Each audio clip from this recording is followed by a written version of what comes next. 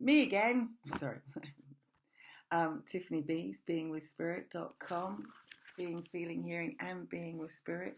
All you wanted to know on how to see beyond the veil, how to read tarot, and how to live with acceptance, compassion, and non-judgment. It's pretty easy. Well, it's not actually easy. It's a lot to understand. It's a lot to take on board. And it's a lot to process, actually, especially as you go through life and you have the experiences. You start going, oh, that's why, that's what happened. Now I understand it. It's like the timing thing. Timing is everything in life. And I want you just to think about the day and how timing is important to you. Could be that you found the perfect park. It could be that somebody's late for a meeting and you're late for a meeting by about 5 minutes and everything works out fine.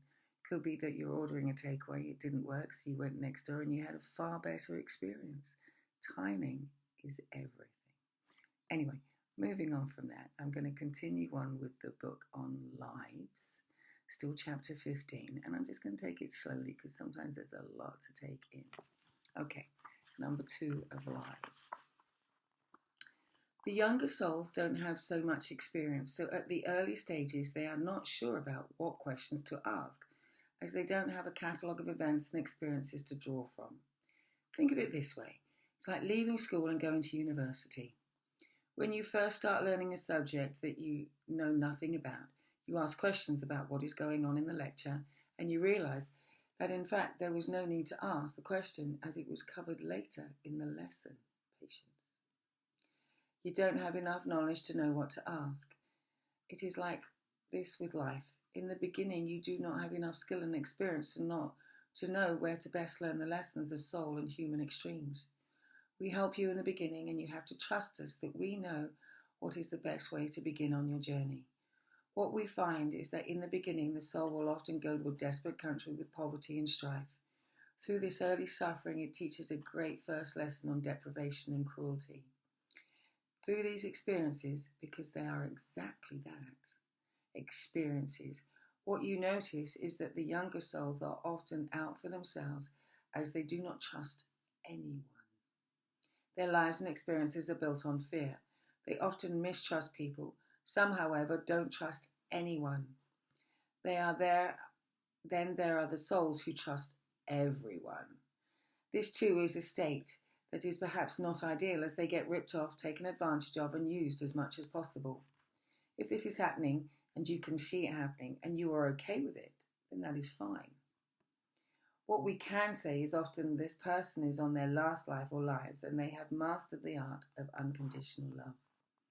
They are the ones that understand how the younger ones operate, and through exploitation of yourself, that alone may give them a lesson.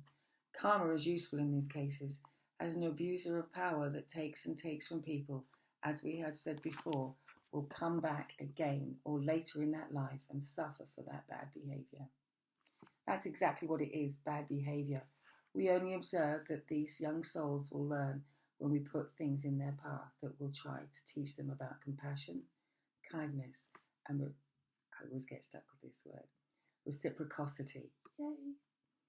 Then, if that doesn't work and they take no clues from what we are trying to teach, then a big, serious, open discussion when they have completed that life will be on the cards. As you work through your lives, we trust that the soul learns, and that from chats that we have in Source, then the lessons and experiences will be slowly learned. You can have many tens to hundreds of lives, especially if the soul is a slow learner. However, as you go through them, so the soul picks up speed in the learning of these lessons. So that's interesting.